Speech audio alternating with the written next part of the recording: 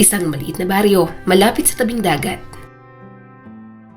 May isang pamilyang kilala sa pagiging masayahin, masipag at tunay na magkakalapit. Sila'y ang pamilya Fernandez. 9 na magkakapatid, sama-samang lumaki sa simpleng buhay pero puno ng pagmamahalan. At sa 9 na magkakapatid, sa pangalawa sa bunso ang madalas na pag-usapan. Si Beatriz. Maingay ang mga bata sa labas, tawanan, ingay ng kuliglig at bentilador.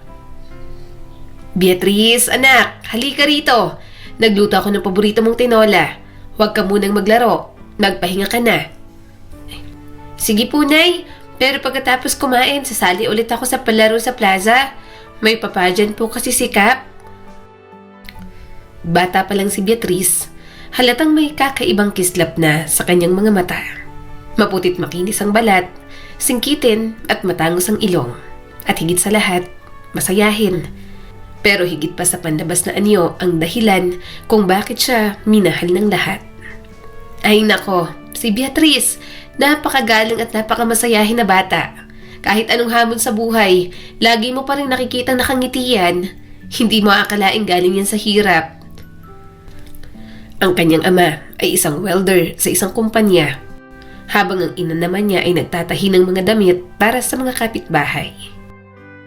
Hindi marangya ang buhay nila, pero puno ng saya at pagtutulungan. Bea, huwag kang aalis nang hindi nagsasabi Alam mo, nag-aalala si inay kapag bigla ka nalang nawawala. Sabi ng kanyang Kuya Marvin, ang pangalawa sa panganay. Sorry Kuya Marvin, excited lang po talaga ako. May patalent portion daw mamayang gabi. Mag-perform po ako ng folk dance. Kahit gaano pa siya ka-busy sa pagsali sa mga barangay events, hindi niya nakakalimutan ang responsibilidad niya sa bahay. Siya ang madalas tumulong sa paglilinis, pag-aalaga sa nakababatang kapatid, at minsan pa'y tumutulong na rin sa pagtitinda ng kakanin sa palengke. Bea, anak, salamat. Ang laking ginhawa mo sa akin. Sana'y tuloy-tuloy ang pagiging masipag at mabait mo. Gagawin ko po ang lahat, Nay. Gusto ko makatulong sa inyo. Gusto ko rin po makapagtapos at balang araw makasali sa tunay na malalaking pageant. Sa kanyang murang isipan, simple lang ang mga pangarap. Makapagtapos ng pag-aaral, matulungan ang pamilya, at makilala sa sariling kakayahan. Sa kanyang paglalakad papunta sa plaza, habang suot ang gown na tinahim mismo ng kanyang ina, dama ang tapang sa likod ng kanyang maamong ngiti. Maririnig ang palakpakan at sigawan ng mga tao sa barangay hall. Ang susunod nating kalahok ay walang iba kundi ang pride ng barangay San Isidro, Beatriz Fernandez. Malakas na palakpakan. Sigaw ng, "Go Beatriz!" Sa gabing iyon, kumislap ang bituin sa gitna ng simpleng entablado. Ang batang si Beatriz na mula sa isang simpleng pamilya, unti-unting kinikilala ng komunidad. Pero hindi niya alam, isa pala itong simula ng isang mahaba, masalimuot, ngunit makulay na kwento ng kanyang buhay. Gabi ng pageant, sa gitna ng entabladong pinalamutian ng mga banderitas at kumukutitap na ilaw mula sa Christmas lights ng barangay hall, nagniningning si Beatriz. Hindi lang sa kanyang ganda, kundi sa kumpiyansang likas sa kanya. At ngayon, sa ating talent portion, bibigyang pugay ng ating kalahok ang ating kulturang Pilipino sa pamamagitan ng isang sayaw. Palakpakan natin si Beatriz. Nagplay ang tradisyonal na tugtugin para sa folk dance. Kasabay nun ang palakpakan ng mga tao. Matingkad ang kanyang ngiti habang umiikot sa entablado. Hindi alintana ang init ng ilaw, ang lakas ng kaba sa dibdib o ang mga matang nakatitig sa kanya. Para kay Beatriz, ang gabing ito ay patunay na kaya niyang sumikat sa kabila ng simpleng pinagmulan. At nang dumating ang question and answer portion, Beatriz, kung bibigyan ka ng pagkakataong baguhin ang isang bagay sa iyong buhay, ano ito at bakit? Wala pa akong babaguhin. Lahat ng hirap, saya at pagsubok sa buhay ko ay naging daan para marating ko kung nasan ako ngayon. At sa tulong ng pamilya ko, alam kong makakamtan ko pa ang mas malalaking pangarap. Malakas na palakpakan, sigawan ng mga kapitbahay. At ang nanalo ngayong gabi bilang Miss Barangay Fiesta Queen, walang iba kundi si Beatrice Fernandez. Hawak ang sash at ang maliit na bouquet ng bulaklak, dahan-dahang lumakad si Beatrice sa gitna ng entablado para sa kanyang coronation walk. Subalit sa gitna ng kanyang paglalakad, may narinig siyang usapan mula sa gilid ng entablado. Grabe, no? Parang si Luisa talaga yung si Beatrice. Magkamukhang magkamukha. Sumagot naman ang kausap nito. Paano ba naman kasi? Mag-ina kaya sila? Huwag mong sabihin na hindi mo alam. Talaga? Hindi ko naisip yun. Akala ko, bunso itong si Beatrice. Kaya nga, tahimik lang ang pamilya nila. Pero matagal nang alam ng matatanda rito yan. Dinala lang daw dito si Beatrice nung sanggol pa galing sa syudad. Unti-unting naglalakad si Beatrice, pero unti-unti ring nagbabagong ekspresyon. Parang biglang bumagal ang lahat para kay Beatrice. Ang masigabong palakpakan, ang ngiting tagumpay, at ang liwanag ng entablado. Unti-unting naglaho sa likod ng mga salitang narinig niya. Hindi siya sigurado kung tama ba ang pagkakarinig niya, pero isang pangalan ang tumatak sa kanyang isipan. Luisa. Si Luisa ang pinakapanganay sa magkakapatid. Matagal nang wala sa probinsya. Matagal nang hindi nagpaparamdam. Nasa syudad, may sariling pamilya na. Pero ngayong gabi, may binuksan na namang tanong sa puso ni Beatrice na hindi niya alam kung kaya niya pang isara. Unti-unting nagfe-fade ang sounds ng event, palitan ng tunog ng malamig na hangin sa labas ng barangay hall. Mag-ina? Hindi, si Ate Luisa, kapatid ko yun, di ba? Mahinang tanong niya sa sarili. Pagkatapos ng pageant, unti-unting bumalik si Beatrice sa dating ritmo ng kanyang buhay. Eskwela, pageant practice, at mga gawaing bahay.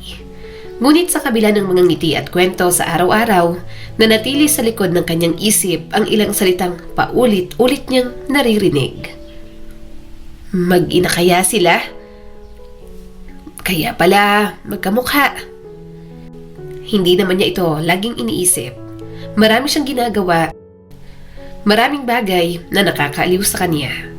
Pero sa ilang gabing tahimik at madilim, kapag siya nag-iisa sa higaan, sumasagi ito sa kanyang isipan.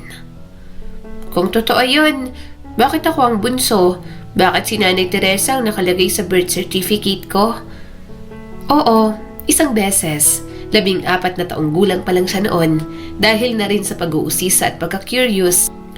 Lihim niyang binuklat ang lumang envelope na nakatago sa ilalim ng aparador ni Nanay Teresa.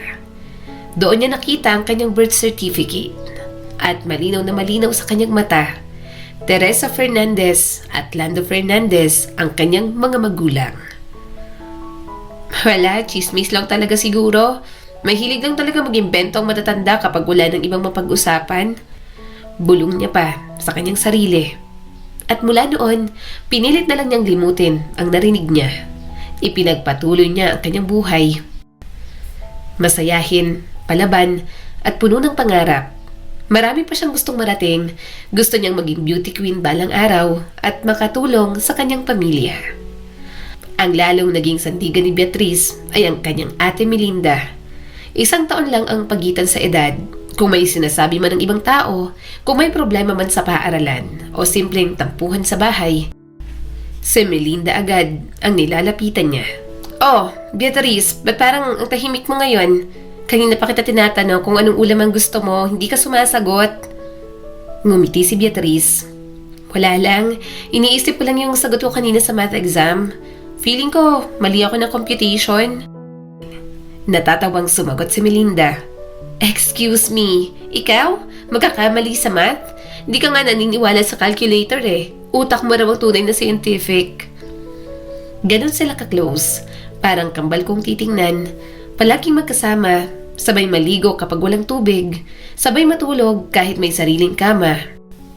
At sabay magbihis tuwing may lakad. Kung may sikreto si Beatrice, si Melinda ang unang-unang nakakaalam. Pero ang isang bagay lang na hindi niya masabi ay ang mga bulong ng kahapon. Minsan, sa tuwing tahimik na ang bahay at abala ang lahat, lumilitaw muli ang mga tanong.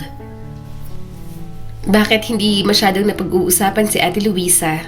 Bakit parang hindi kami close gaya ng iba kong mga kapatid? At bakit ganun ang tingin niya sa akin nung huling umuwi siya galing Maynila? Pero agad din niya itong ibinabaon sa isip. Hindi ako pinalaki ng mga tanong. Pinalaki ako ng pagmamahal.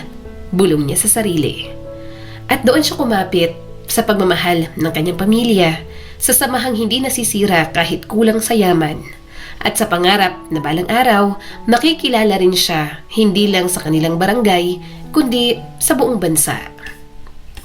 Walang nabanggit muli tungkol kay Luisa sa kanilang pamilya.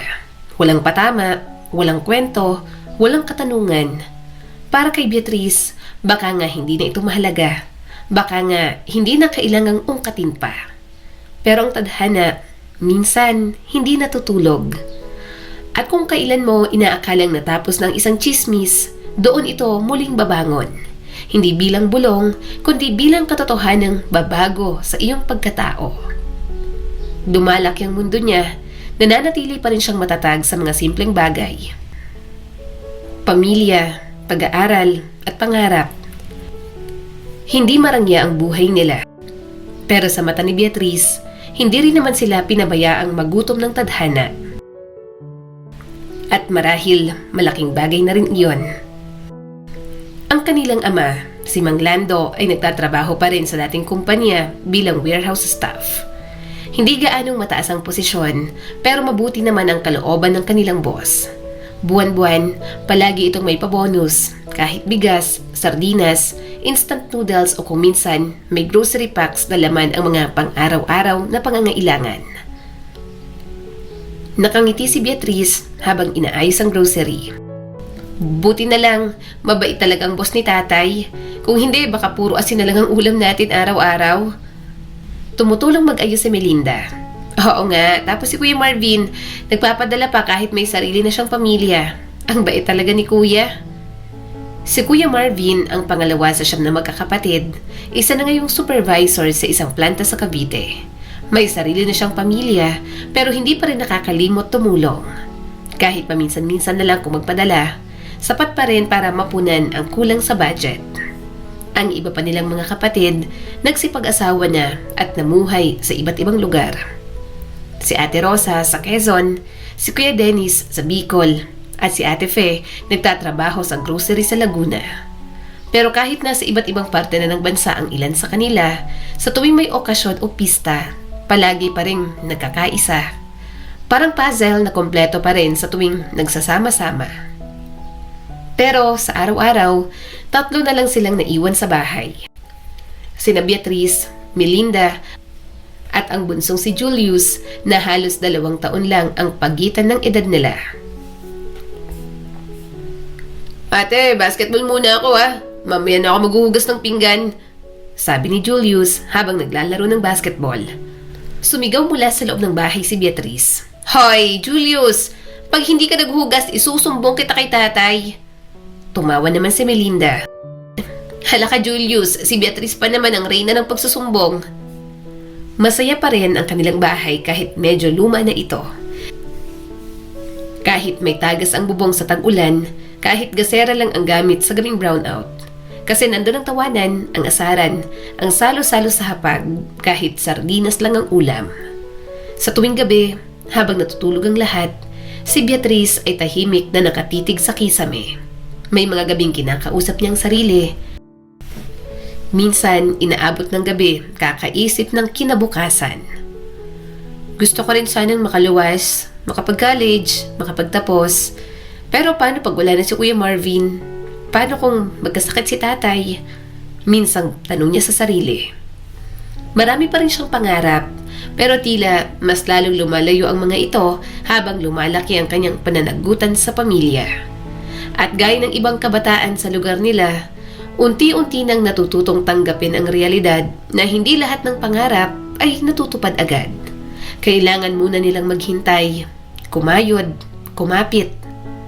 Pero kahit ganoon, hindi nawawala ang liwanag sa mga mata ni Beatrice. Masiyahin pa rin siya. Kumakanta habang naglalaba, sumasayaw habang nagwawalis, nagpipinta sa notebook kapag break sa eskwela, At syempre, hindi pa rin nawawala ang mga pag-contest sa barangay. Kaya kapag may pageant sa kapilya tuwing fiesta, isa lang ang sigurado. Ay nako, malamang si Beatrice na naman ang reyna ng bayan. Nakangising sabi ni Melinda. Tumingin si Julio sa ate habang kumakain ng tinapay. Ate, pag nanalo ka ulit, ibili mo ako ng bagong tsinelas ha. Tumawa si Beatrice habang tinapik sa ulo ang kapatid. Sige, basta sa susunod, ikaw naman ang manalo ha. Ganoon ang buhay nila. Mahirap, masikip. Minsan, nakakasawa, pero punong-puno ng pag-ibig at pagtutulungan. Hindi mayaman sa material, pero hindi kulang sa aruga. At sa gitna ng lahat ng ito, si Beatrice ay tila bulaklak na kahit anong ulan o init ng araw ay patuloy pa rin sa pagngiti. Pero sa likod ng ngiti, may tao pa rin hindi mawaglit. Isang matagal ng usapin na kailanman ay hindi lubusang nilinaw sa kanya. At isang araw, babalik yon. Sa tuwing may pagkakataon, lumalawak ang mundo ni Beatrice. Hindi lang sa mga contest na sinalihan niya, kundi pati na rin sa mga lugar na napupuntahan niya. At sa unang pagkakataon, sumama siya sa syudad, doon sa lugar kung saan nakatira ang kanyang ate Luisa. Ang panganay nilang kapatid na matagal na rin naninirahan doon, may pamilya na at 3 mga anak. Sa unang pagdating ni Beatrice, ramdam niya agad ang ingay ng lungsod. Ang tila walang pahingang mga sasakyan, ang makukulay na ilaw at ang mabilis na lakad ng mga tao sa kalsada. Hindi ito katulad ng lugar niya sa probinsya. Pero higit sa lahat, ang pinakamalakas na tunog sa kanyang pandinig ay ang boses ni Luisa na may halong saya at pananabik. Oh, bunso! Nako, ang laki-laki mo na! Halika, pumasok ka! Naghanda ako ng paborito mong sopas. Napangiti si Beatrice pero nagulat. Bunso? Mabilis lang yon, isang salitang biglang sumagi sa isip niya. Bunso. Sa bahay si Julius ang bunso, siya ang pangalawa sa bunso. Pero hindi niya napinansin. Baka sanay lang si Ate Luisa sa pagtawag sa kanya ng ganoon mula pa nung maliit siya. 3 anak ang mayroon si Luisa. 2 babae at 1 lalaki. Masayang pamilya nito, maayos ang bahay, palaging may masarap na pagkain sa mesa. At ramdam niya agad ang mainit na pagtanggap, hindi lang ni Luisa, kundi pati na rin ng asawa nitong si Jerry. Oh, Beatrice, pahinga ka muna. Mamaya mamamasyal tayo sa parke kasama ng mga bata. Sabi ni Jerry habang inaabot ang baso ng juice. Nahihiyang umiti si Beatrice. Salamat po, Kuya Jerry. Ang bait niyo po. At oo, mabait si Kuya Jerry. Mapagkalinga sa mga anak, maalaga kay Luisa at parang tunay na kuya rin kung umakto kay Beatrice. Sa totoo lang, nagulat si Beatrice sa kung gaano kaayos ang pamumuhay ng kanyang ate. Habang nananatili siya roon ng ilang linggo, naranasan niya ang ibang klase ng katahimikan. Hindi yung tahimik na paligid, kundi yung tahimik na hindi nagtatanong, hindi naghihinala, hindi kumakalkal ng nakaraan. Pero sa loob niya, may bumubulong. Ang bait ni Ate Luisa. Nanay na nanay talaga. Bulong ni Beatrice habang pinagmamasdan ang kanyang ate na pinapakain ng anak. Habang tumatagal, lalo silang naging malapit ni Luisa. Minsan, nagkukwentuhan sila hanggang madaling araw, tawa ng tawa, parang mag-best friend lang. Si Kuya Jerry naman, palaging nagpapatawa, maging ang pamilya ni Jerry, tanggap na tanggap si Beatrice. Tila parang anak din ng turing. Kaya noon, tuwing bakasyon sa eskwela, doon na siya palaging pumupunta. Doon siya masaya. Doon niya nararamdaman na parang may kulang na napupunan. Pero hindi niya maipaliwanag kung bakit. Makalipas ang ilang buwan, nakapagtapos si Beatrice ng high school. Malaking selebrasyon sana, pero kasabay ng pagdami ng bayarin ay ang desisyong huminto muna siya ng 1 taon. Marami silang kailangang bayaran. Tuition ng kapatid, mga gamot ni Tatay Lando, at iba pang bayarin sa bahay. Si Ate Melinda ang unang nag-enroll sa kolehiyo. Sabi ni Nanay Teresa, isa-isa lang muna. Magtitiis muna si Beatrice. may panahon din siya. Pero hindi na dumating ang panahong yon. Dahil ilang linggo lang matapos ang enrollment, pumanaw si Tatay Lando. Iyak nang iyak si Beatrice habang yakap si Nanay Teresa. Tay, ang dami pa po nating pangarap. Ang sakit-sakit. Umiiyak rin na sabi ni Melinda. Nagluksa ang buong pamilya. Hindi man marangya ang lamay, damang-dama ang lungkot sa buong komunidad. Si Tatay Lando, mabuting tao, palaging handang tumulong kahit kapos, tahimik pero masipag, masayahin pero seryoso pagdating sa pamilya. At si Beatrice, hindi lang isang amang nawala sa kanya, parang isang tagapagtaguyod, isang gabay, isang matatag na haligi ng bahay ang bigla na lang naglaho. Mula noon, tumahimik ang dating masayahing si Beatrice. Pero hindi rin nagtagal, bumalik siya sa syudad, kay Ate Luisa. Doon niya piniling magpalamig ng damdamin. Doon, muli siyang makakahinga. Mula sa syudad, muling bumalik si Beatrice sa kanilang bahay sa baryo. Hindi dahil sa ayaw niya kay Ate Luisa o sa pamilya nito. Sa katunayan, ramdam niyang pagmamahal nila. Pero kahit anong bait ni Kuya Jerry, kahit gaano kabait si Ate Luisa, may isang taong dahilan kung bakit hindi siya mapakali sa bahay na yon. Si Lola Mitring. Oo, mabait rin si Lola Mitring. Hindi siya naninigaw, hindi siya nagalit. Pero yung presensya lang ng matanda, yung mga titig nitong may halong pagsusuri ay parang laging may tinatanong. Parang laging may naisabihin, pero pinipiling manahimik. Mas mabuti nang umuwi na lang ako. Baka kung ano pang isipin ng mga tao rito. Bulong ni Beatrice habang nag-aayos ng gamit. At hindi nga siya pinigilan ni Ate Luisa. Bagkus, niyakap pa siya nito ng mahigpit. Ikaw ang bahala, bunso. Basta kahit kailan, bukas ang bahay namin para sa'yo. Muling tumimo sa isipan ni Beatrice ang tawag na yon. Minsan, nakakatuwang pakinggan. Minsan, nakakagulantang. Pagbalik ni Beatrice sa baryo, saktong may magandang balita si Nanay Teresa. Isang liham mula sa dating pinagtatrabahuhan ni Tatay Lando ang dumating. May pa-scholarship daw para sa 2 anak ni Lando. Bilang pagkilala sa pagiging tapat, masipag at loyal nitong manggagawa noong nabubuhay pa. Lumuluha si Nanay Teresa habang hawak ang sulat. Si Lando, kahit wala na, nag-iwan pa rin ng biyaya para sa atin. Napatalon sa tuwa si Julius. May chance na ako makapag-aral, Ate Beatrice. Ngumiti naman si Beatrice. 2 taon lang yan, pero malaking bagay na. Ayaw kong sayangin to. At mula noon, naging mas abala si Beatrice.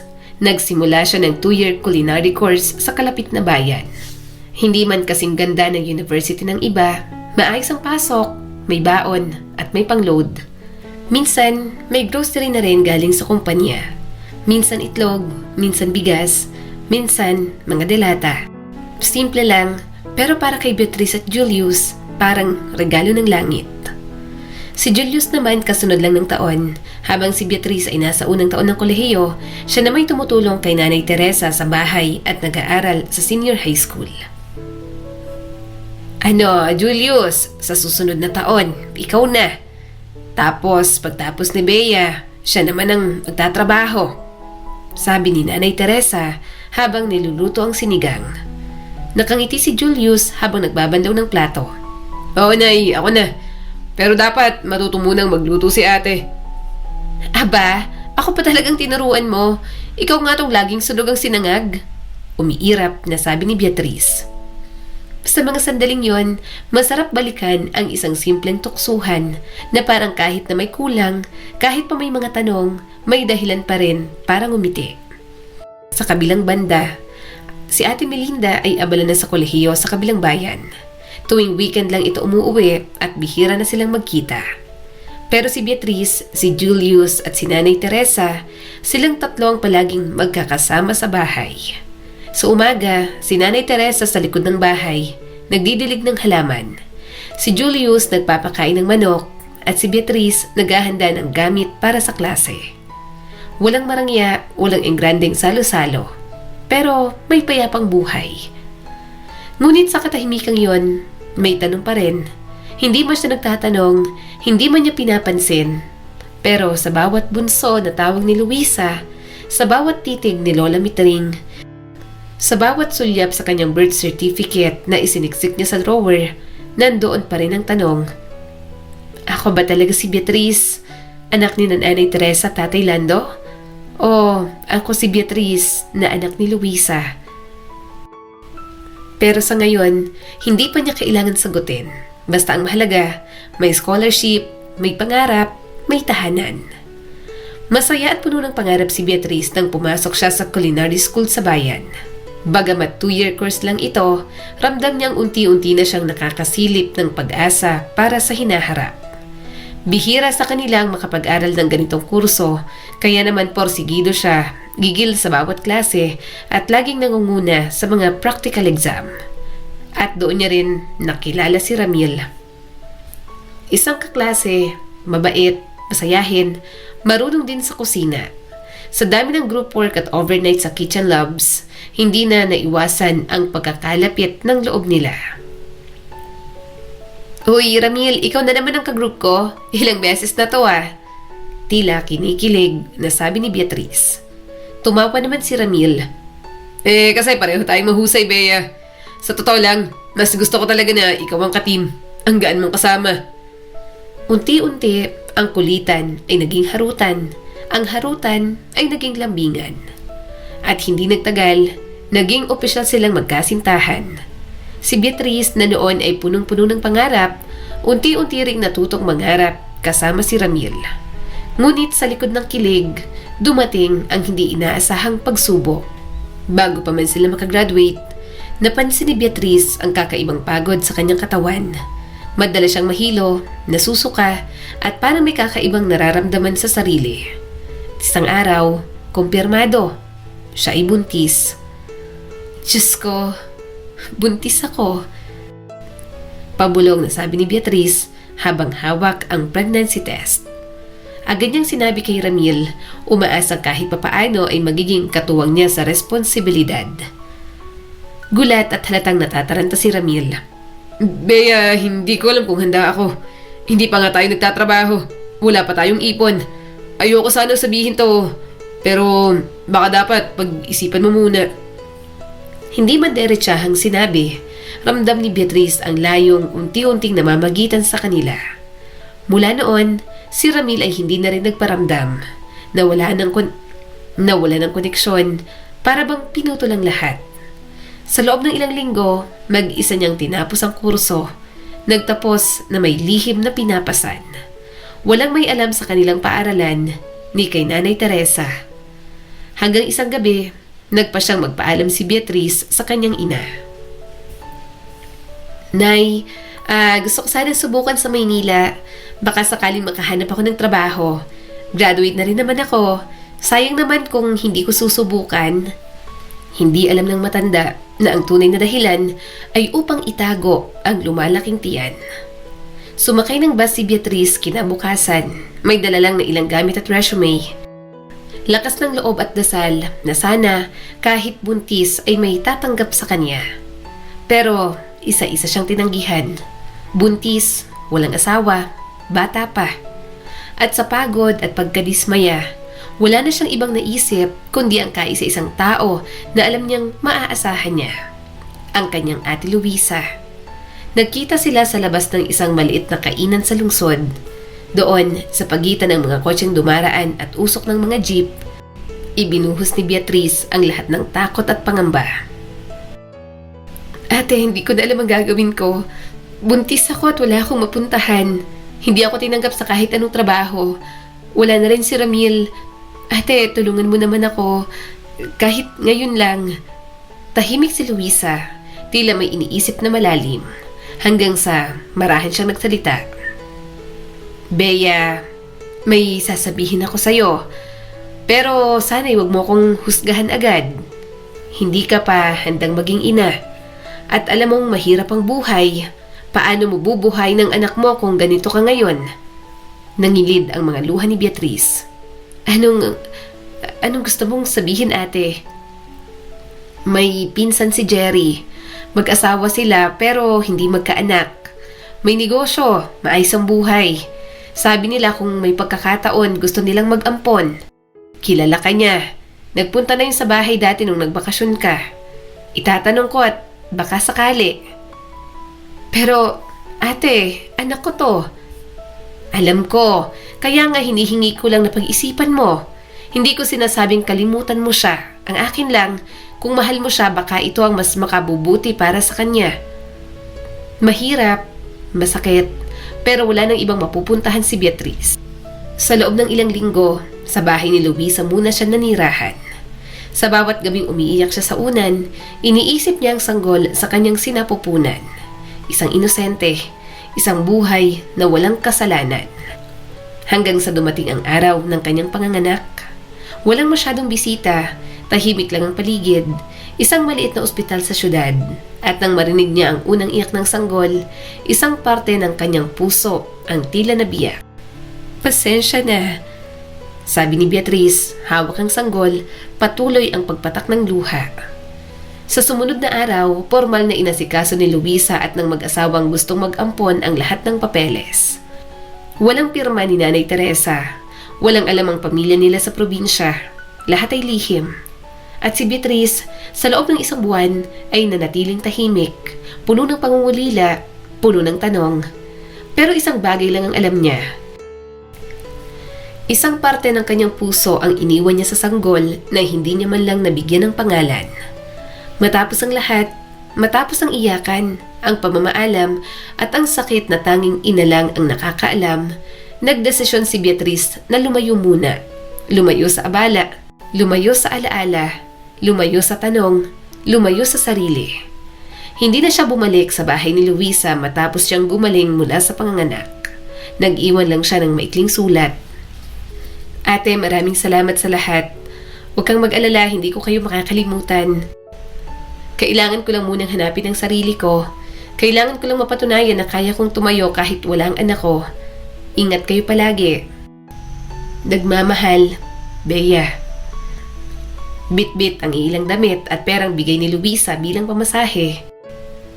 Nagtungo si Beatrice sa isang bayan na hindi pamilyar sa kanya.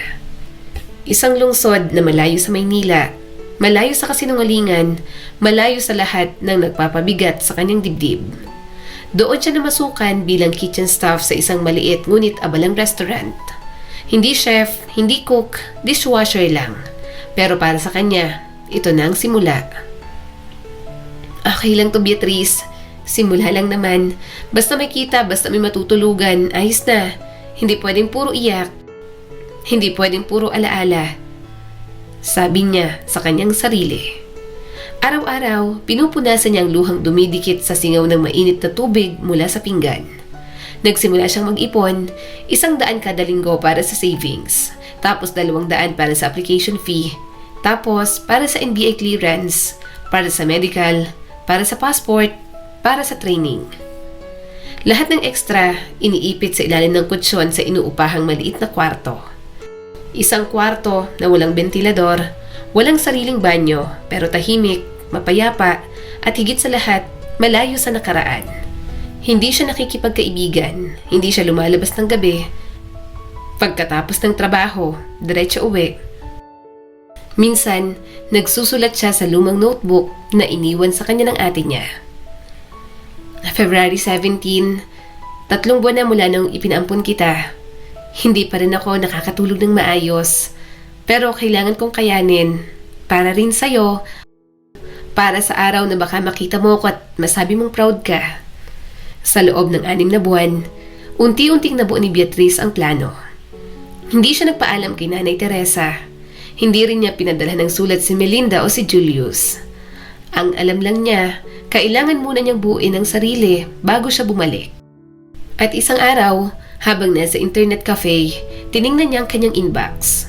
May email mula sa agency. Nakapasa siya sa preliminary screening. Kakailanganin na lang ng final interview, training certificate at medical. Nakakaalis na ako. Tahimik pero nangingiti na sabi ni Beatrice. Kinabukasan, pinuntahan niya ang pinakamalapit na TESDA Accredited Training Center. Nagsimula siyang mag-training bilang kitchen helper para sa overseas deployment. Umaga training, tanghali trabaho, gabi, pagod. Pero kahit pagod, hindi na siya umiiyak. Alam niyang bawat araw ng sakripisyo, bawat luhang pinipigilan ay para sa mas magandang bukas. Sa susunod na buwan, may final interview na siya sa agency. At kung papalarin, makakaalis na siya papuntang Abu Dhabi. Pero sa kabila ng lakas na ipinapakita niya, may isa pa ring tanong na hindi niya masagot. May isa pa ring larawan na hindi mawala sa kanyang isip. Larawan ng isang sanggol, walang pangalan, walang yakap, walang kwento. Pero siya ang ina. Nakaimpake ng lahat, maayos ng mga papeles, kompleto ng requirements, may plane ticket na. 2 taon sa Dubai, kitchen helper sa isang kilalang restaurant, may libreng tirahan, libreng pagkain, at higit sa lahat, maayos na sahod. Sa wakas, matutupad na rin ni Beatrice ang matagal ng pangarap, ang makabangon. Pero bago ang lahat, may isang bagay pa siyang kailangang gawin. 3 araw bago ang kanyang flight, umuwi si Beatrice sa probinsya. Bit-bit ang maliit na bag, isang pasalubong at ang lihim na matagal niya nang kinikimkim. Pagkababa ng jeep, napahinto siya sa harap ng lumang bahay. Bahay na minsang puno ng tawanan, amoy ng lutong ulam ni Nanay Teresa at mga boses ng kanyang mga kapatid. Ngayon, tahimik na, pero nandun pa rin ang init. Nandun pa rin ang alaala. Kumatok ng marahan si Beatrice.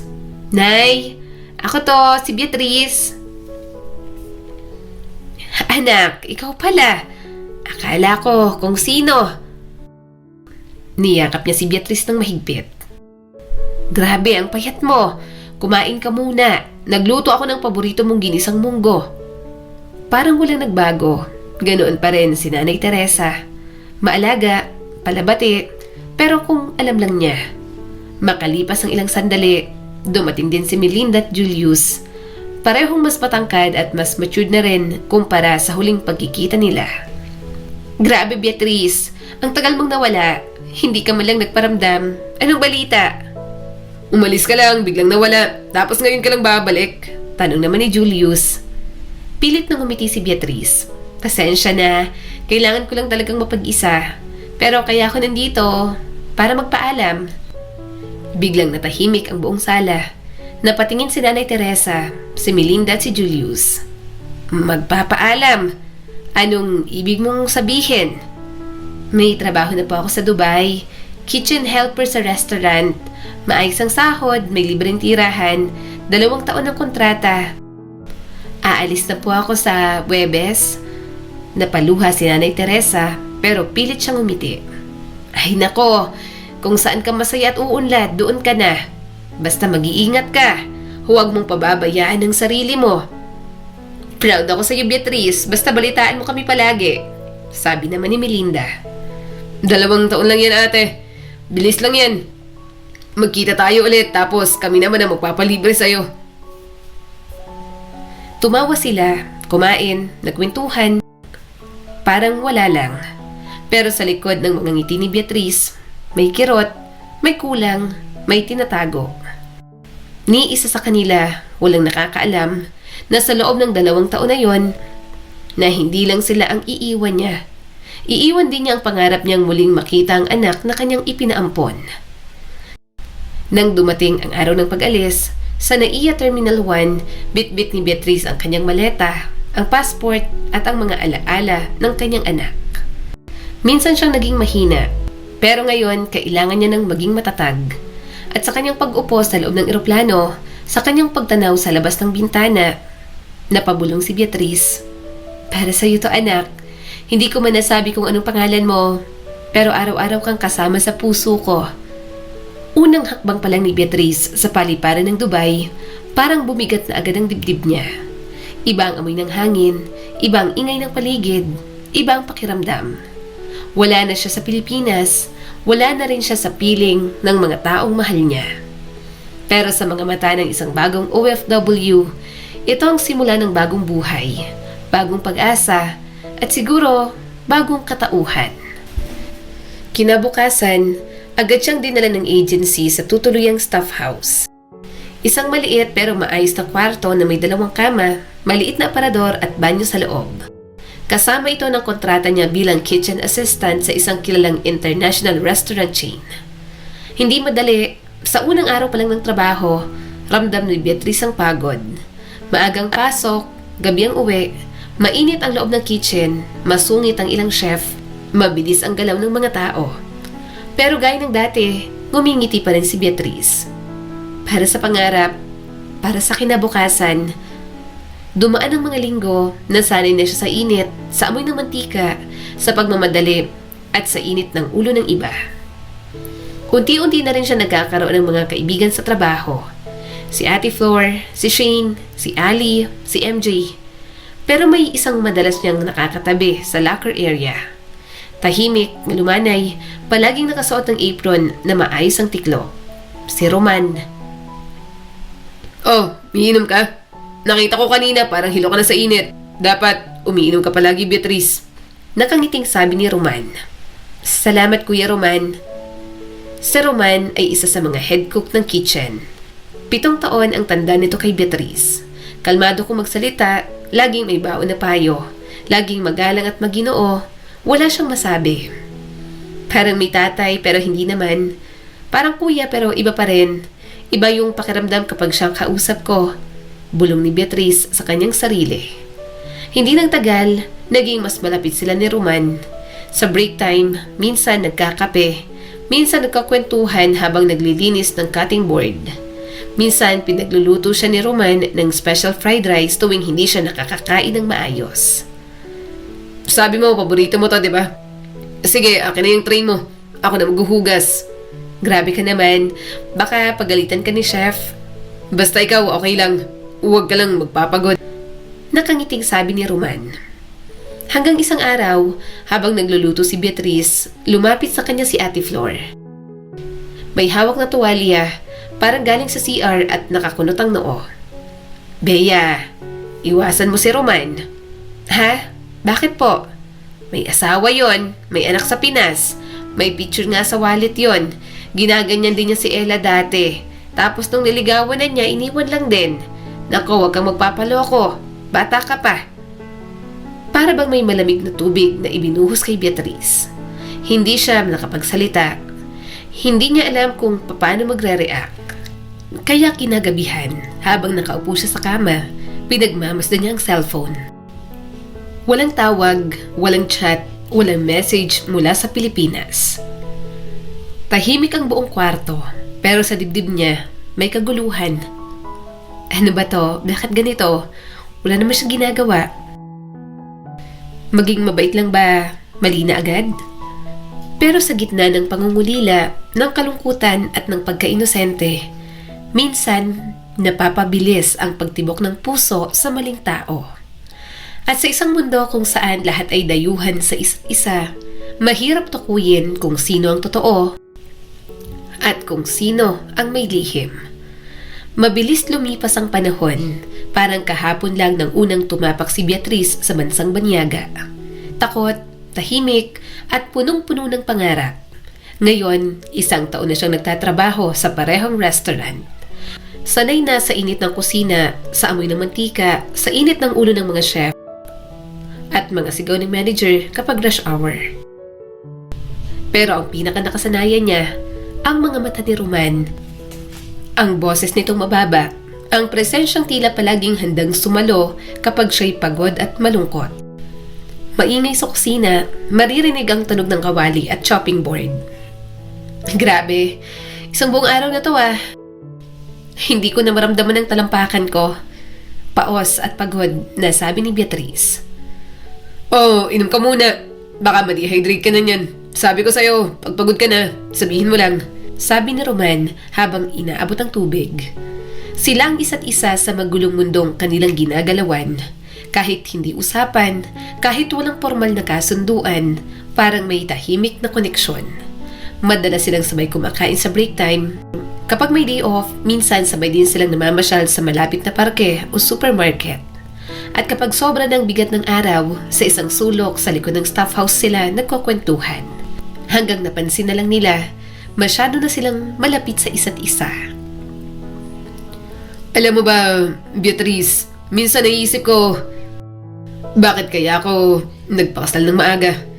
Hindi naman ako handa. Hindi ko nga kilala ang sarili ko nun. Mahinang sabi ni Roman habang nakatingin sa kawalan. Bakit mo naman nasabi yan? Maingat na tanong ni Beatrice. Yung asawa ko, sobra akong gumastos. Lahat ng padala ko, parang laging kulang. Yung mga anak ko naman, parang hindi na ako kilala. Parang wala akong kwenta sa kanila. Tahimik lang si Beatrice habang pinapakinggan si Roman.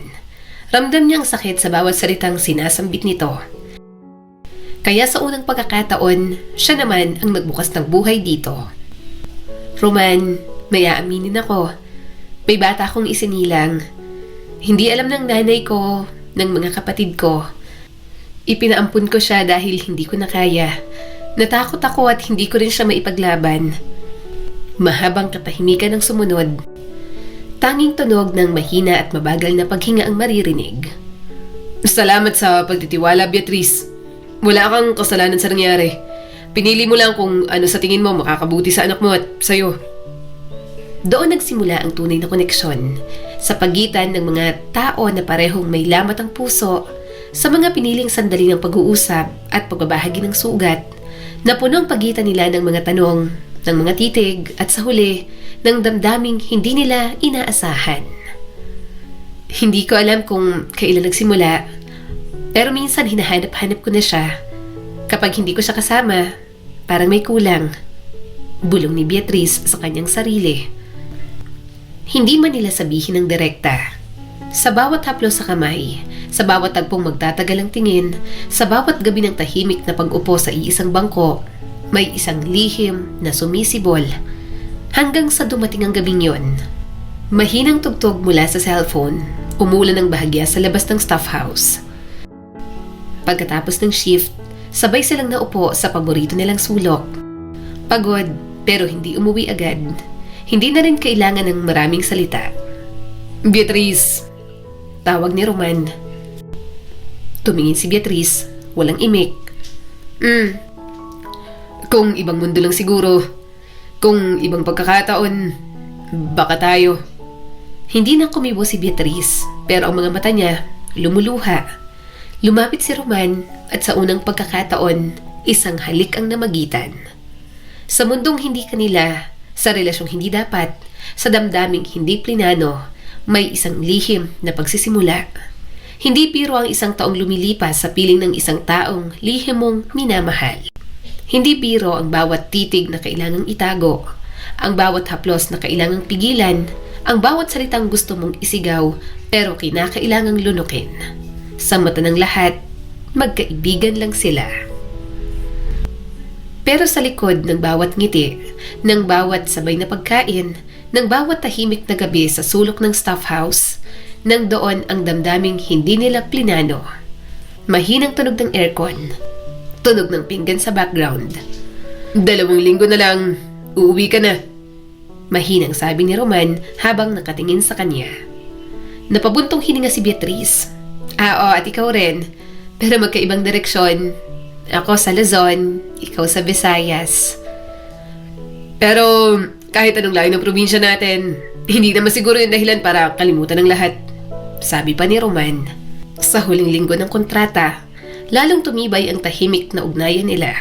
Lalong naging madalas ang mga sulyapan, ang mga sabay na pagkain sa labas at ang paglalakad pa uwi habang sabay silang tahimik na nagmamasid sa ilaw ng lungsod.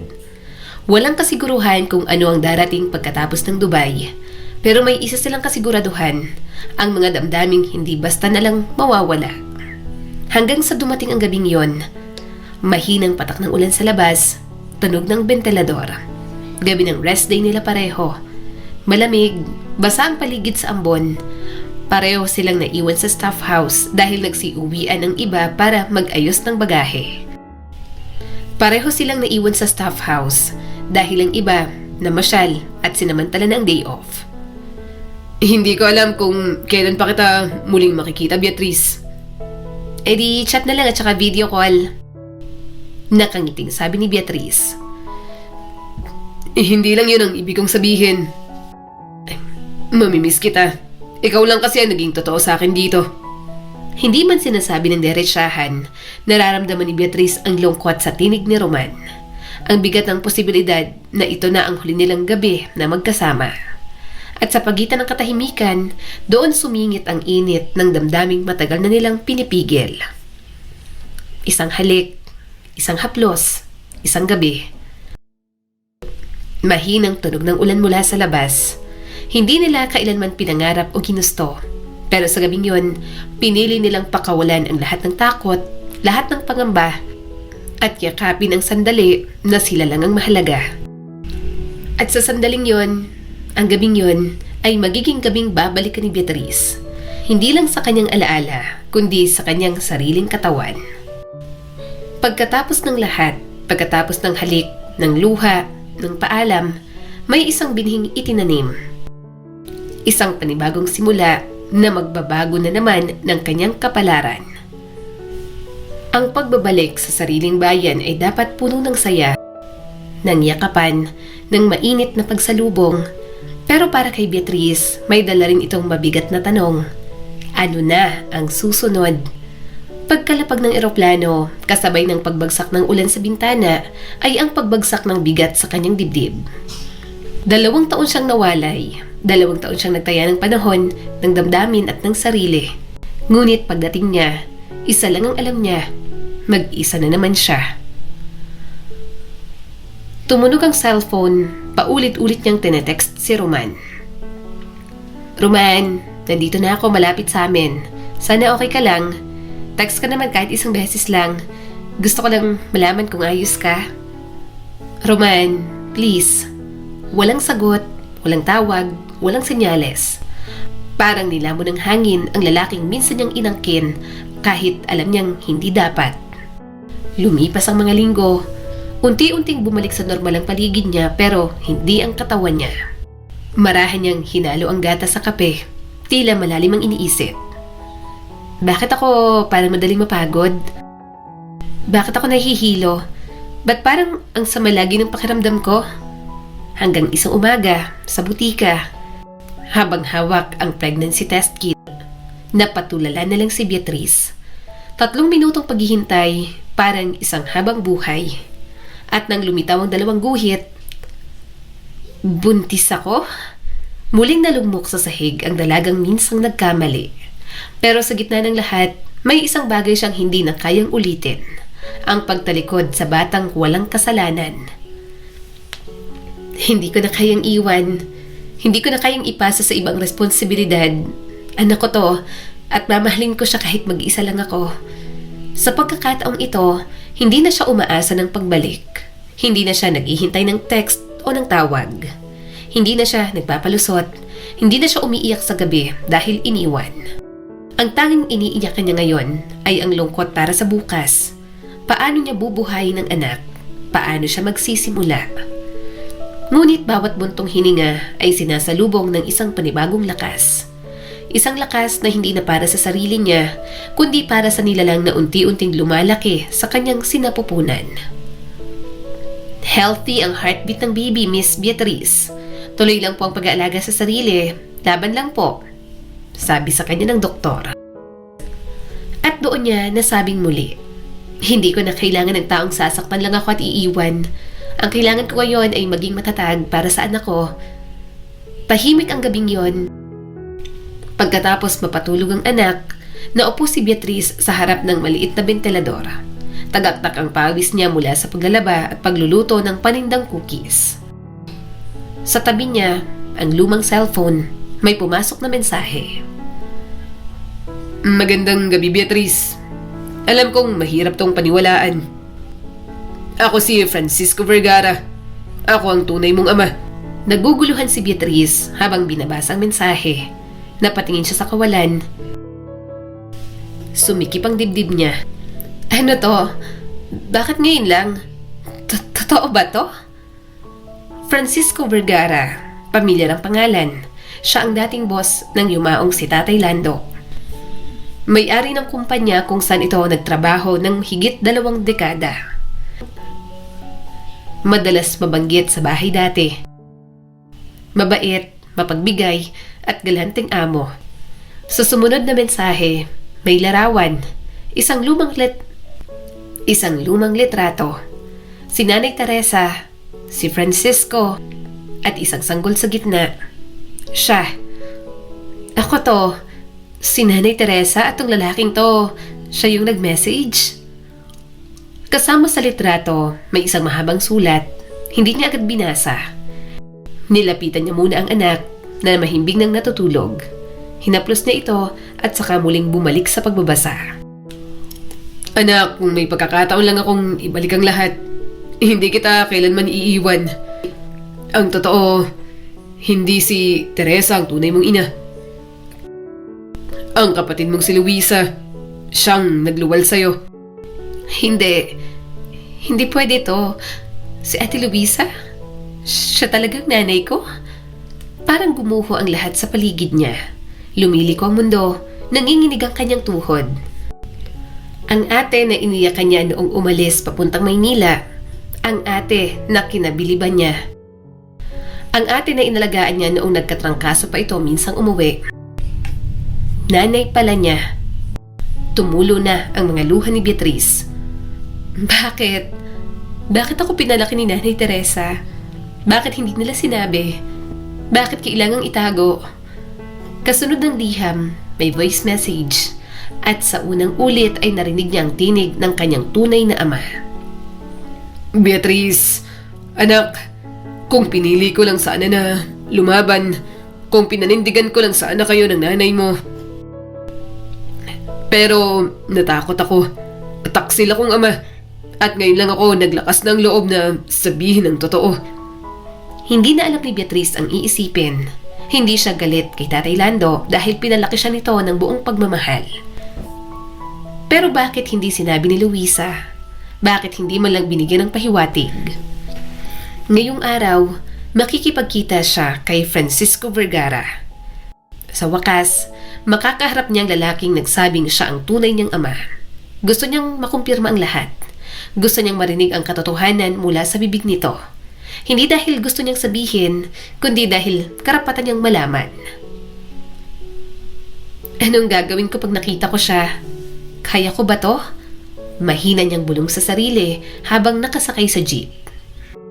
Dapat ay si Ate Melinda ang sasama sa kanya. Pero abala ito sa mga anak at may sinat pang bunso. Kaya si Julius ang pilit niyang isinama. Si Julius ang bunso sa kanilang magkakapatid. Ang laging nakakatampuhan pero kasangga rin sa buhay. Hindi niya ito binigyan ng buong detalye. Sinabi lang niya na may mahalaga siyang kikitain. Dumating sila sa isang pribadong cafe sa Quezon City. May isang lalaki roon, halos 70 years old na, nakaikim na polo at may manipis na buhok.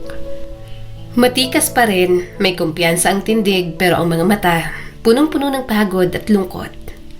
Tumayo ito nang makita si Beatrice. Lumapit, ngumiti ng pilit. Salamat at dumating ka, Iha. Mahina at walang emosyon na sumagot si Beatrice. Ayoko ng paligoy-ligoy. Totoo ba ang lahat ng sinabi mo? Umupo sila. Si Julius ay naupo na rin. Tahimik lang, pero halatang naguguluhan. Oo, anak. Totoo. Anak kita. Ikaw at si Luisa ang nanay mo. Nilabanan ni Beatrice ang kanyang mga luha. Bakit hindi mo kami pinaglaban? Kasalanan ko. Takot ako noon. Takot akong masira ang pangalan ko. Ang negosyo, ang imahe. Hindi ko pinanindigan ang nanay mo. Pinalayo siya at ang kapalit. Ang buhay ko ring unti-unting nabura sa mga mata nyo. At si Nanay Teresa? Bakit siyang nagpalaki sa akin? Si Teresa, pumayag siyang ituring kang anak. Para hindi masirang buhay ni Luisa. Para maitago ang kahihiyan sa paningin ng pamilya. Tahimik si Beatrice. Hindi niya alam kung ano ang mas dapat maramdaman. Galit, lungkot, o awa. At bakit mo ako hinanap ngayon? Ngayon lang matapos ang lahat? Dahil matanda na ako, Iha. Dahil baka wala na akong ibang pagkakataon. Dahil gusto kong itama ang kahit kaunting bahagi ng mga pagkakamali ko. Bahagyang ibinaba ni Julius ang hawak na kape. Sir, sorry po pero bakit parang ako yung tinititigan nyo? Mahinang tanong ni Julius. Biglang natigilan si Francisco. Humugot ng malalim na hininga. At sa puntong yon, isang mas nakakagulantang na revelasyon ang lumabas sa kanyang bibig. Julius, ikaw rin. Anak kita. Ano? Halos mapasigaw na tanong ni Beatrice. Hindi. Paano nangyari yun? Nang maipanganak ka, Beatrice, 17 pa lang ang nanay mo noon. Nag-aaral siya sa college at lagi ko siyang nakikita kapag hinahatid at sinusundo ni Lando. Alam kong malaki ang agwat ng aming edad. Pamilyado na rin ako noon. Pero nang makita ko si Luisa, parang sa kanya na umiikot ang mundo ko. Niligawan ko siya at ibinigay ang lahat ng luho niya.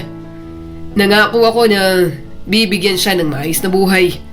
Ako na rin ang gumastos at nagbibigay ng allowance na hindi nalalaman ng mga magulang niya. Nabuntis ko si Luisa. Pero pinanagutan kita, Beatrice. Hindi ako nagkulang sa pagbibigay ng sustento. Nagalit sa akin si Lando at Teresa. Pero nangako ako na muling pag-aaralin si Luisa pagkatapos niyang manganak. Pero bago pa man siya makagraduate sa kolehiyo, muli na naman siyang nabuntis. Ako ang ama ni Julius. At noong mga panahon na yon, patuloy pa rin ang pagsustento ko. Pero dahil sa galit ni Lando, pinaluwas niya si Luisa sa Maynila para doon magbagong buhay. Nawalan na kami ng kontak. Si Luisa, naging kabit ko siya pero minahal ko siya at hindi ko kayo pinabayaan. Parang pinagsakluban ng langit at lupa si Beatrice. Lahat ng akala niyang totoo, napalitan ng mga lihim. Si Julius na buong buhay niya itinuring na bunsong kapatid, kalaro, kasabuat, kabiruan at kakampi. Buong buhay pala nilang pareho ay isang malaking kasinungalingan. Kaya pala minsan sinasabi ni Ate Luisa na para raw akong anak niya. Hindi ko lang pinapansin nun. Kaya pala palaging may grocery sa bahay? At yung bonus ni Tatay Lando, allowance pala namin yun ni Julius? Ganun ba yun? Na kahit wala na si Tatay Lando ay patuloy pa rin ang binibigay mo sa pamilya namin? Pati ang scholarship? Tuloy-tuloy na tanong ni Beatrice. Sumagot si Francisco. Oo, sa akin nanggaling ang lahat ng yun. Pero sinikap kong gawin ang patago dahil hindi pwedeng malaman ng pamilya ko ang tungkol sa inyo. Tahimik ang paligid, walang makapagsalita, walang makapagbiro. Ang sandaling yon ay selyadong paalala na ang katotohanan, gaano man katagal itago, ay hahanap ng paraan upang lumabas. Salamat sa katotohanan, pero hindi ko pa rin alam kung anong gagawin ko sa lahat ng to. Pagka-uwi mula sa pagkikita kay Francisco, halos walang imikan sina Beatrice at Julius. Magkaharap sa jeep pa uwi, parehong malalim ang iniisip. Hindi pa rin nila lubos maisip kung paanong haharapin ang katotohanan yun. Na si Luisa, na akala niya'y ate, ina pala nila. At si Francisco, ang dating boss ni Tatay Lando, ay ang kanilang tunay na ama. Nang makauwi sila sa bahay, naroon si Nanay Teresa. Nakaupo sa luma nilang tumba-tumba habang nagkakape. Napansin agad ng matanda ang lungkot sa mga mata ng dalawa. Napaaga yata kayo umuwi. Anong nangyari? Nay, alam na po namin ang totoo. Napahinto si Teresa. Anong totoo? Na si Francisco, siyang tunay naming ama. At si Ate Luisa, siyang aming ina. Mahina pero diretso na sabi ni Julius. Bumagsak ang hawak na tasa ni Nanay Teresa. Tumilapon sa semento ang baso, kumalat ang kape. Pero hindi siya gumalaw. Nanatili siyang nakaupo. Parang biglang naging estatwa ang katawan ng matanda, ngunit puso'y biglang bumalik sa nakaraan. Kailan nyo nalaman? Namumutlang tanong ni Nanay Teresa. Kanina lang, sa mismong bibig ni Francisco. At sinamahan pa kami ng birth certificate. Kayong dalawa ni Tatay Lando ang nakalagay sa lumang kopya, pero itong isa, si Luisa at Francisco Vergara ang nakapirma. Unti-unting tumulo ang luha ni Nanay Teresa. Ang babaeng buong buhay nilang itinuring na ina, ngayon tila isang tagapagtago ng lihim. Patawarin niyo ako, mga anak. Ginawa ko lang yon dahil ayokong masira ang buhay niyong magkapatid. Wala namang ibang gagabay sa inyo kundi ako noon. Si Luisa, hindi pa siya handa. Bata pa. Natatakot kaya iniwan kayo sa akin. Umiyak na si Beatriz. Pero Nay, bakit kailangan pa naming malaman mula sa iba? Bakit kailangan malaman namin sa ganitong paraan? Dahil minahal ko kayo na parang sarili kong mga anak. Sa mata ng iba, hindi ako ang tunay. Pero sa puso ko, kayo ang buhay ko. At si Luisa, ayaw na ring balikan ng nakaraan. Maayos na ang buhay niya sa Maynila. May pamilya na, may sariling mundo. Alam kaya niya na alam na namin? Hindi. Hanggang ngayon, iniisip niyang ligtas sa inyo ang lahat. Na wala kayong ideya. At kahit ilang beses ko siyang hikayatin na magsabi sa inyo, takot pa rin siya. Takot sa kahihiyan. Takot sa galit ninyo. Takot na masira ang bago niyang mundo. Tahimik, walang gustong magsalita. Ang hangin parang nakikisaliw sa lungkot ng bahay. Hanggang sa muling magsalita si Beatriz. Hindi na po kami galit, Nay. Pero nasasaktan kami. Masakit malaman ng taong pinaniniwalaan mong kapatid, hindi man lang nagkaroon ng lakas ng loob na akuin ka bilang anak. Alam ko, kahit ako'y nasasaktan din. Pero sana, kahit hindi ako ang nagluwal sa inyo, ako pa rin ang tatawagin yung inay. Lumapit si Julius, niyakap si Nanay Teresa. Walang magbabago, inay. Kahit anong katotohanan ang lumabas, ikaw pa rin ang nanay naming dalawa. Sa unang pagkakataon, mula nang mabunyag ang lahat, lumambot ang damdamin ni Beatriz. Niyakap niya si Nanay Teresa. Niyakap niya ang babaeng sa kabila ng lahat ng kasinungalingan ay naging ina sa salita, sa gawa at sa puso. Ngunit sa kabila ng yakap na yon, sa puso ni Beatriz ay may isa pang dapat harapin. Isang pag-uusap na hindi na maaaring ipagpaliban. Kay Luisa. Bitbit ang pag-asa, dumayo si Beatriz sa lungsod. Tahimik, mabigat ang puso. Hindi alam kung anong sasabihin, anong uunahin, ang tanong ba o ang luha. Sa harap ng bahay ng kanyang ate Luisa, ilang beses siyang nag-atubiling kumatok hanggang sa lumabas ang pamilyar na mukha. Nakangiti si Luisa pero medyo nagmamadali. Oh, Beatriz, anong ginagawa mo rito? Hindi ka man lang nagsabi. May lakad kami ni Jerry mamaya. Pilit na ngumiti si Beatriz. Gusto ko lang po sanang dumalaw kahit sandali lang. Namiss ko lang po kayo. Yun lang ang nasabi ni Beatriz. Ang mga tanong na hinanda niya sa isip buong gabi, biglang naglaho. Ayaw niyang sirain ang sandaling yon. Ayaw niyang saktan ang pamilyang hindi siya kinikilala. At higit sa lahat, umaasa siya na marinig ang katotohanan mula mismo sa taong pinag-ugatan ng kanyang pagkatao. Ate, may mga bagay lang po sana akong gustong malaman. Mahinang sabi ni Beatriz.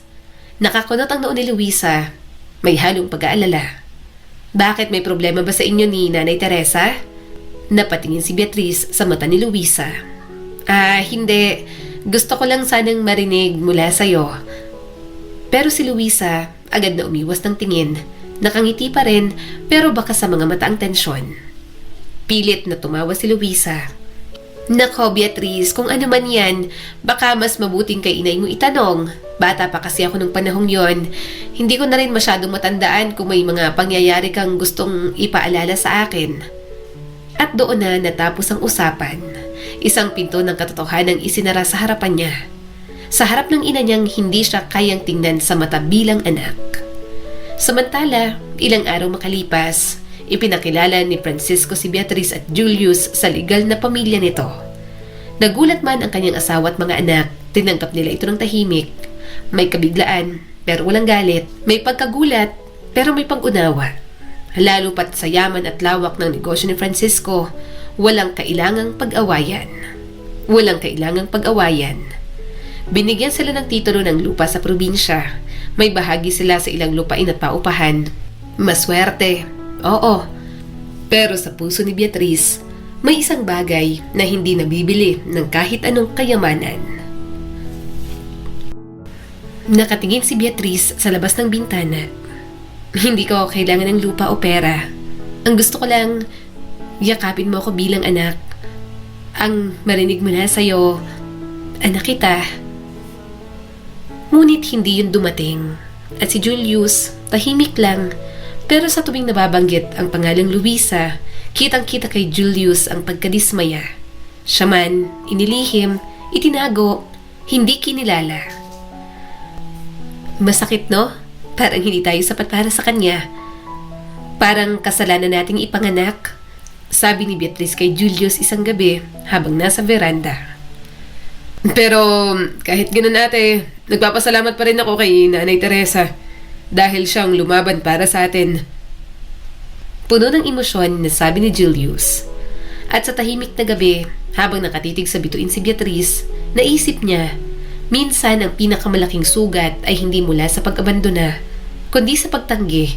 Sa pagtangging aminin na minahal mo rin kahit saglit ang taong minsay naging bahagi mo. Ang puso ni Beatriz ay hindi naghahangad ng yaman, kundi ng isang ina na titingnan siya sa mata at aaminin, ako ang nanay mo. Sa loob ng isang linggo nanatili si Beatriz sa bahay ng pamilya ni Luisa. Tahimik, maingat, parang bisita lang sa isang tahanang siya mismo ang may bahagi. Tita ang tawag sa kanya ng mga bata. Ang mga batang kung iisipin ay mga kapatid niya sa ina. Tita Bea, sabay po tayong kumain. Tita, dito ka pumatulog sa kwarto namin. At sa bawat tawag na tita, ang puso ni Beatriz ay tila kinukudkod ng matalim na kutsilyo. Ako ang ate nyo, hindi tita. Ako ang ate. Mahinang sabi ni Beatriz habang nakatingin sa salamin sa banyo. Gabi-gabi, umiiyak siya ng palihim. Walang nakakaalam, ni si Luisa, ni si Jerry, o kahit na sinong naroon. Pinagmamasdan niya ang bawat kilos ng mga kapatid niya, kung paano sila sabay-sabay kumain, kung paano sila sabay tumawa, kung paano sila sabay pinupuntahan ni Luisa para yakapin, halikan at lambingin. At siya, walang yakap, walang pagkilala, tila langit at lupa ang pagitan. Hindi siya nagsalita, hindi rin si Julius na paminsan-minsan ay bumibisita. Sapat na sa kanila ang makita ang mga kapatid na masaya. Ayaw na nilang guluhin pa ang mundong yon. Hindi dahil duwag sila, kundi dahil mahal nila ang mga ito kahit walang formal na ugnayan. Alam mo, minsan naisip ko, baka yung nangyari sa akin, yung 2 beses akong nabuntis na wala ni isang lalaking lumaban para sa amin. Baka karma ko yon, sabi ni Beatriz habang kausap si Julius sa telepono. Ate Beatriz, karma ng mga magulang natin at ako lahat ang sumalo ng kasalanan nila. Mapait na sabi ni Beatriz. Pagkatapos ng isang linggo, nagpaalam na si Beatriz kay Luisa. Hindi na siya naghintay ng drama o ano pang pagtatanong. Mag-ingat ka sa biyahe, Beatriz.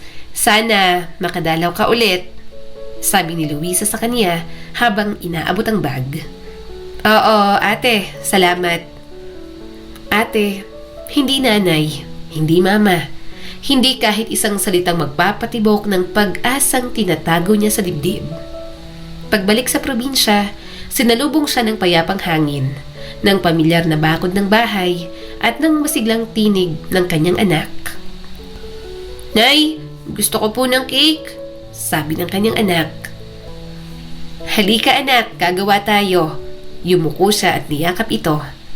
At doon niya piniling ilaan ang kanyang panahon, hindi sa paghahanap ng pagkilala, kundi sa pagbuo ng sarili, sa paglago ng negosyo niyang maliit, sa pagbuo ng buhay kasama ang anak, sa paghahanda ng kinabukasan na hindi kailangang batay sa nakaraan. Ang katotohanan kahit hindi sabihin, kahit ikuble ng mga taong dapat sana'y unang nagmahal, ay nananatili. Tulad ng sugat, hindi agad naglalaho, pero sa dulo, natutuyo rin. Lumipas ang mga buwan at gaya ng inasahan, si Beatriz ay patuloy sa pagbuo ng tahimik na buhay sa probinsya. Wala siyang balita sa mga lalaking minsang naging bahagi ng kanyang buhay. Ang una, ang lalaking hindi siya pinanagutan, at ang pangalawa, si Roman, ang lalaking iniwan siya na parang isang aninong lumisan ng walang pamamaalam.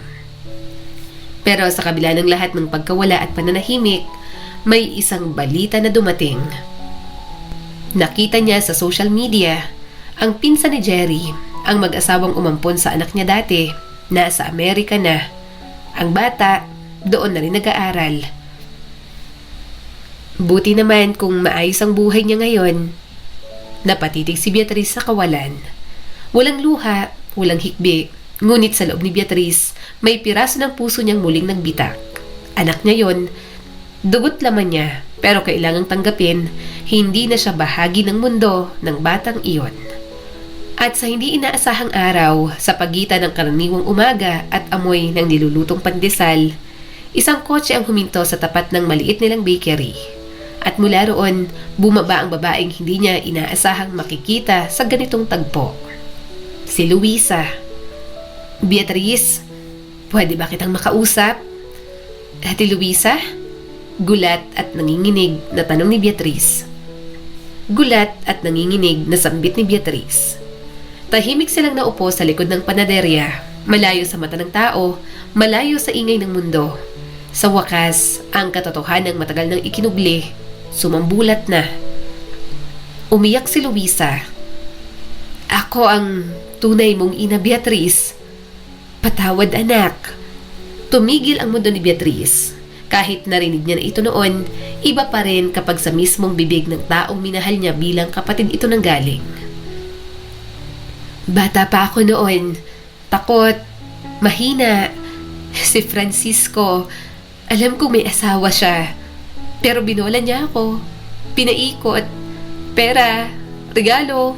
Paglalambing. Sino ba namang hindi malilito? At sinabi niya, pag sumunod ako, hindi mawawala ng trabaho ang tatay natin si Lando. Diyos ko, Beatrice, hindi ko alam kung paano ko haharapin ang kasalanan ko. Matagal ko nang alam, ate. Oh, mama. Pero hindi ko na hinanap ang sagot. Hinintay ko na lang na kusa mong sabihin. Patawarin mo ko, Beatrice. Lahat ng to kasalanan ko. Nang malaman ni Jerry ang lahat, pinili pa rin niya ako. Tinanggap niya ang nakaraan ko. Pero may isang kondisyon. Na huwag malalaman ng pamilya niya. Ayaw niyang masira ang respeto ng mga anak namin, ng nanay niya, ng mga kapatid niya. Kaya, hindi ko kayo magawang kilalanin ni Julius bilang mga anak. At doon na bumagsak ang luha ni Beatrice. Luha ng hindi nasakit, kundi pag-unawa. Hindi siya galit, hindi rin siya masaya. Pero sa unang pagkakataon, buo na ang larawan ng kanyang pagkatao. Ayaw kong sirain ang pamilya mo, mama. Hindi ko kailangan ng titulo bilang anak. Ang gusto ko lang, ang katotohanan. Mahinang sabi ni Beatrice. At ngayon, alam mo na, salamat at pinatawad mo ako, Beatrice. Salamat at lumaki kang mabuting tao. Salamat at naging anak kita. At bago umalis si Luisa, yumakap siya kay Beatrice, mahigpit, puno ng panghihinayang at pagmamahal. Isang yakap na matagal nang ipinagkait ng panahon. Wala nang balita si Beatrice kay Roman. Pero sa kabila ng lahat, masaya si Beatrice. May anak siyang mahal na mahal niya. May kapatid siyang kasama sa bawat laban. May tindahang lumalago sa araw-araw. At higit sa lahat, may kapayapaan siyang hindi kayang bilhin ng pera. Ang katotohanan ay hindi laging dumarating sa panahong gusto natin. Pero dumarating ito sa oras na handa na tayong tanggapin ito at patawarin ng lahat, pati na ang ating sarili. Ang kwentong ito ay nagpapaalala sa atin, ang katotohanan, gaano man kasakit ay laging magpapalaya. At sa bawat sugat na iniwan ng kasinungalingan, may lugar ang pagpapatawad, kung hindi man para sa nakaraan, ay para sa sarili mong kapayapaan. Muli, ako po si Skylar Guro at sana'y may bago na naman kayong natutunan sa kwento natin ngayon. Maraming salamat po.